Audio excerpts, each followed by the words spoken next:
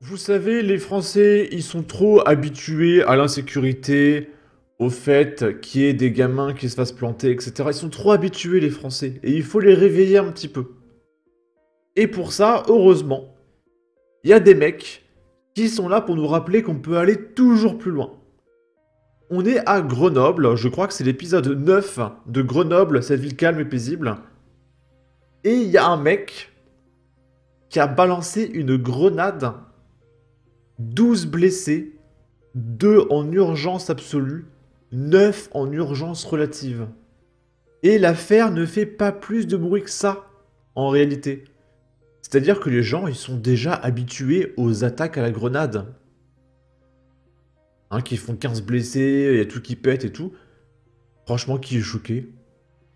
Qui est outré? Qui s'arrête devant ça et fait « Oh mon Dieu, quelle horreur !» À l'époque de Charlie Hebdo, oui. Aujourd'hui, une attaque qui fait 11 blessés, c'est quoi aujourd'hui? Bah, c'est quotidien. Les médias prennent même pas la peine de relayer.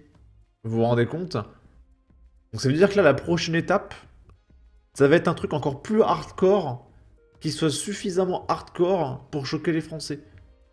Donc peut-être des bombes dans des écoles qui vont prendre la vie de 40-50 enfants, on sait pas.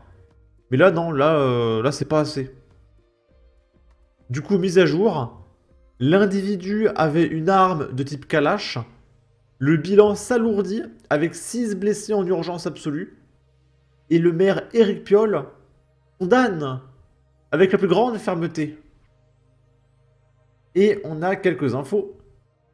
Dans des circonstances inconnues, une explosion s'est produite dans un commerce. 10 personnes ont été blessées, dont une gravement. Un bilan encore provisoire. Les victimes sont en cours de prise en charge.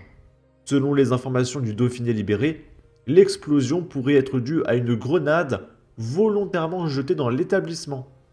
Établissement qui est un bar associatif situé sur une plateforme accessible uniquement à pied par des escaliers. Les secours s'organisent sur le parking situé à l'angle de la rue des Maquis de Loisan et de la rue de Stalingrad. D'importants effectifs de police sont également sur place. Plusieurs véhicules de secours sont déjà partis vers le CHU Grenoble-Alpes qui a déclenché le plan blanc. Des victimes sont toujours en cours de prise en charge sur place.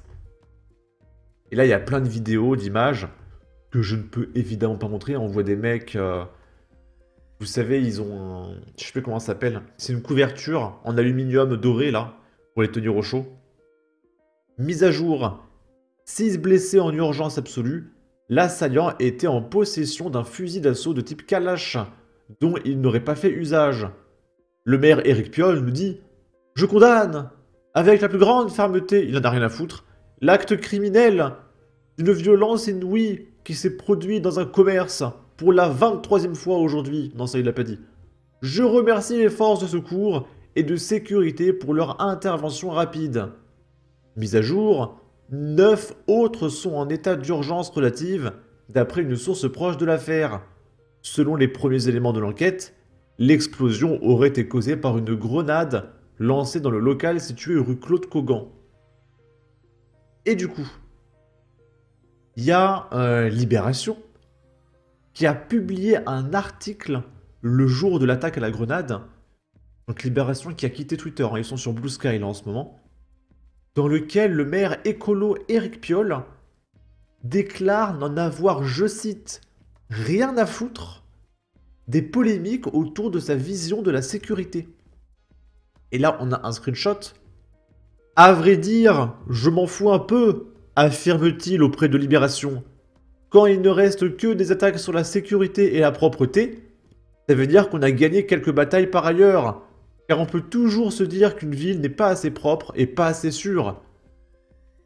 Voilà, donc pour lui, c'est pas des arguments de dire que dans sa ville, tous les commerces y ferment, tout le monde se tire dessus, des coups de couteau partout, les gens se barrent de la ville. Il y a plein de logements vacants parce que tout le monde se barre. Et je sais pas si j'en ai parlé dans ma vidéo sur Grenoble, ville calme et paisible, épisode 7. Mais il y a Éric Piolle qui taxe les mecs qui abandonnent leur commerce. Donc ça veut dire que si le commerce est vide, il est taxé parce que le mec monopolise un bâtiment vide. Sauf que le mec ne peut pas le revendre, le bâtiment, parce que tout le monde se barre et personne ne veut rester. Donc les mecs ont à charge un bâtiment vide qui rapporte rien et ils sont taxés dessus. Et le mec, non, il a gagné, Eric Piolle, en quelque sorte. Hein, tout va bien à Grenoble. D'accord? Ça, on vient de le voir. Hop. Là, c'est Dictavenir qui fait une blague. Aujourd'hui, personne n'est à l'abri de se prendre une grenade perdue, nous dit Eric Piolle. Mais le pire, c'est qu'il est à 2 doigts de dire ça. Il est à 2 doigts de dire ça. Hein. Là, c'est une vidéo de Vincent Lapierre. Où en gros, il nous apprend que Grenoble est la ville la plus dangereuse de France. Je mets un petit filtre. Alors une info, hein.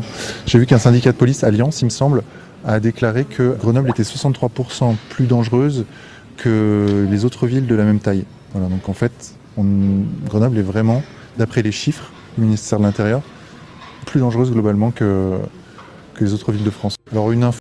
Je sais pas si c'est plus dangereux que la Seine-Saint-Denis, mais en tout cas, Grenoble, c'est au moins top 3.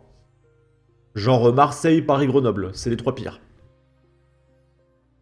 Et là, c'est un mec, il nous apprend qu'il a fui Lyon parce qu'il n'y avait pas assez d'aide sociale. Et du coup, il est arrivé à Grenoble parce qu'à Grenoble, il y a plus d'aide sociale. Donc visiblement, selon les villes, il y a plus ou moins d'aide sociale. Et donc là, à Grenoble, il est bien. Là, il a plein de CAF, c'est cool. J'étais à Lyon, j'ai demandé la protection là-bas. Comme ça n'a pas marché, c'est pourquoi je suis venu à Grenoble. D'accord. Et on vous a accordé la protection ici? Oui, oui. Ah oui? Ils m'ont dit, bah, à Lyon, comme là-bas c'est une grande ville, je ne peux pas avoir toute l'opportunité là-bas. Mais au village, ici, il y a beaucoup d'aide sociale. C'est pourquoi je suis là maintenant. D'accord. J'étais à Lyon. En commentaire, il y a un mec qui dit « Des aides sociales, c'est la première chose qu'ils demandent. Et nos anciens crèvent de faim et ne peuvent plus se chauffer. Vivement que tout cela s'arrête. » Parce que oui, le mec là, il cherche pas à bosser. Il cherche pas un travail. Il cherche des aides sociales. Et il va là où il y a le plus d'aides. Son but n'est pas de travailler. J'arrive, je demande les aides, c'est refusé. Pas grave, je les aurai ailleurs. L'asile est refusé, je dois partir. Pas grave, je vais rester et les associations vont m'aider. Je suis mineur isolé. Et c'est refusé parce que j'ai 35 ans. C'est pas grave, je reste quand même, les associations vont m'aider. J'ai été arrêté 23 fois pour des délits. Je suis au QTF, mais c'est pas grave, je vais rester. Comme je ne suis arrêté qu'une fois tous les 10 délits en moyenne, j'espère fêter mon 240e délit avant d'être arrêté pour la 24e fois. Il demande des aides sociales alors qu'il vient d'arriver en France. Et moi, retraité, je n'ai pas d'aide en ayant travaillé toute ma vie à gerber. Voilà, en tout cas, préparez-vous pour Grenoble. Sur ce, n'hésitez pas à donner votre avis, votre opinion, à partager, liker, commenter. Ça aidera au référencement de la vidéo sur YouTube. Abonnez-vous, suivez-moi sur Twitter. Prenez soin de vous. Salut!